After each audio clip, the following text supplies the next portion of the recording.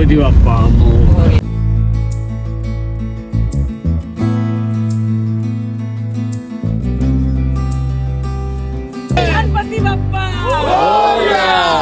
नमस्कार मित्रांनो, स्वागत आहे तुमचं आपल्या चॅनलवर. मी अभिषेक गुरव घेऊन आलोय तुमच्यासाठी एक नवीन व्हिडिओ.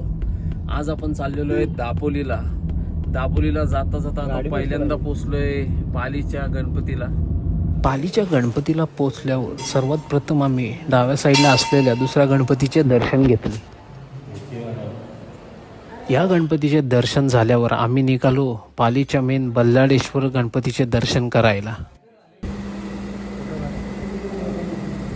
पालीच्या बल्लाळेश्वराचं दर्शन घेऊन आता आम्ही निघालोय कोकणच्या दिशेने. आपल्यासोबत आहेत गणेश दादा, इकडे दर्पण फुलवरे, पुढच्या सीटला आहेत भाग्योदय पवार, इकडे सागर दादा ड्रायव्हिंगला आहेत. चला तर मग आपला पुढचा प्रवास तुम्हाला कसा होतोय तो या व्हिडिओत दाखवतो. गाडी मेन हायवेला लागल्यावर बाजूनेच आमच्या 2 ट्रक चालले होते आणि त्यांच्याच मागे सूर्यही समोर उगवलेला होता. पुढे जात असताना समोरच एक टोल आला, पण हा टोल बंद असल्यामुळे इथे काय पैसे द्यायला लागले नाही. सकाळी जोरात लागलेल्या भुकेमुळे आम्ही थांबलो ऑस्करवाडी हॉटेलला. चवीच्या वाटा इथेच येऊन थांबतात अशी हेडिंगच त्या हॉटेलच्या वरती लावली होती. त्यामुळे या रस्त्याने जाणाऱ्या बहुतेक गाड्या या हॉटेलकडे वळत होत्या. इथली फेमस असणारी मिसळ आज आम्ही ट्राय करून पाहिली. या मिसळ प्लेटमध्ये एक डिशभर फरसाण, छोटी बादलीभर रस्सा, मटकी, कांदा लिंबू आणि 2 पाव यांचा समावेश होता. हॉटेलच्या बाहेर असलेल्या वॉचमनच्या करामती पाहून आमचा गणेश दादा त्याला बघतच बसला, कारण या वॉचमनची कार पार्किंगसाठी घेण्याची पद्धतच वेगळी होती. रस्ता काही ठिकाणी समजत नसल्यामुळे आम्ही थोडं पुढे जाऊन थांबलो. ज्या ठिकाणी जायचं होतं तो रस्ता ज्याला माहिती होता तो आमच्या पुढे निघाला आणि त्याच्या दिशेनेच आमचा गाड्यांचा ताफा वळाला. शहरात फार कमी प्रमाणात पाहण्यात येणारी ही कौलारू घरे आज गावाकडे आल्यावर भरपूर पाहायला मिळतात. या गावाच्या पुढच्या साईडनी ब्रिज खालून जाणारी ही नदी समुद्राला मिळत होती आणि त्याच नदीच्या किनारी या होड्या थांबल्या होत्या. समोर असलेलं हे दृश्य आजपर्यंत कधीच पाहिलं नव्हतं. दृश्य पाहता पाहता आम्ही जाऊन पोचलो एका 3 रस्त्याला, जिथे अंजारले गणपती मंदिराची पाटी लावली होती. आम्ही जिथे उभे होतो तिथून राईट साईडलाच म्हणजेच कड्यावरच्या गणपतीचं मंदिर होतं. गणपती बाप्पा मोरया. अंजारले गावाजवळील हे मंदिर टेकडीच्या कड्यावर वसलेले आहे, जे पारंपरिक रीतीने कड्यावरचा गणपती म्हणून प्रसिद्ध आहे. गणेश चतुर्थी हे मंदिरातील सर्वात महत्त्वाचे उत्सव आहे, जे अत्यंत भक्तिपूर्ण वातावरणात 10 दिवस साजरे केले जाते. याच गणपतीच्या बाजूला लहान शिव मंदिर देखील आहे. शिव मंदिराचं दर्शन झाल्यावर आम्ही बाहेर आलो. इतक्यात आम्हाला गणपती बाप्पाची आरती सुद्धा मिळाली.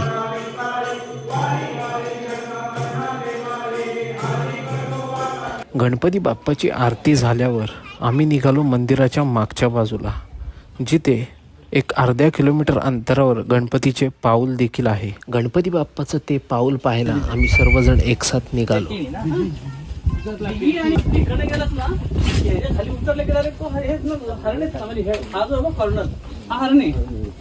आम्ही चालत होतो त्याच्या डाव्या बाजूलाच हनुमानाचं छोटंसं मंदिर पाहिलं. त्या मंदिराला पाया पडून आम्ही थोडंसं खाली उतरलं तर समोरच गणपती बाप्पाचं पाऊल पाहिलं.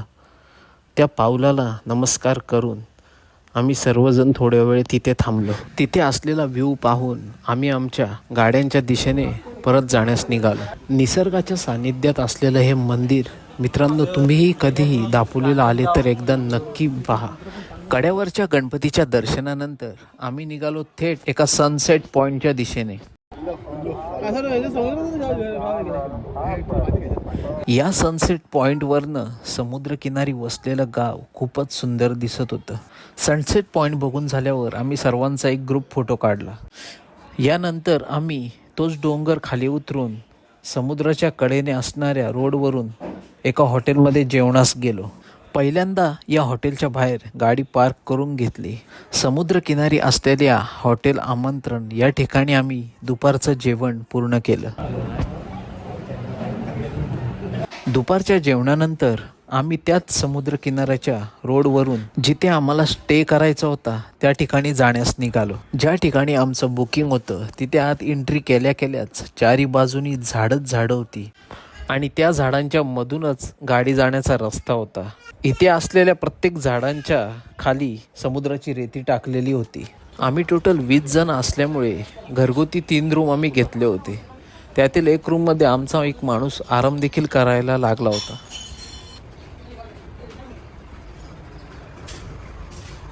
पण आम्ही काही जण आराम न करता कपडे चेंज करून निघालो बीचवर जायला.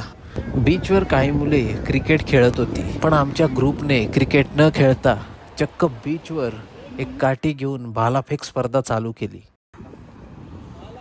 बघूया कोण विन होते भालाफेक स्पर्धेत. समीर कनुजे भाला टाकतायत. चाललेला आहे त्यांचा भाला. ओ आडवा पडलाय. पॉइंट नाहीये. भारत अंतराने मारली तर साम्याने पण आडवा पडला भाला. आडवा लाईनच्या बाहेर गेला म्हणजे तो बाद झाला.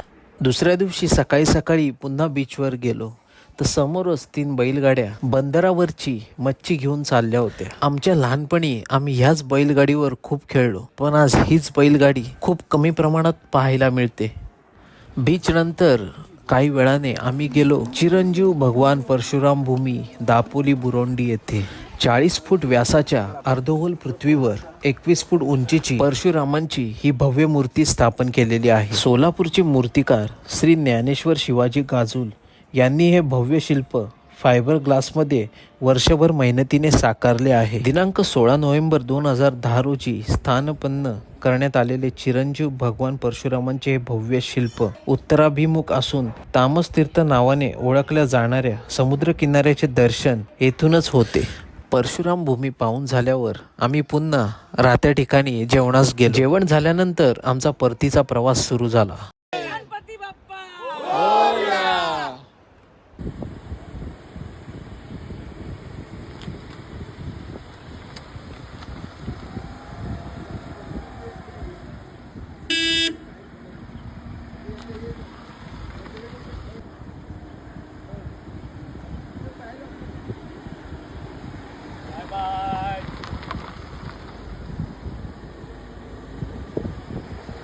Bye bye.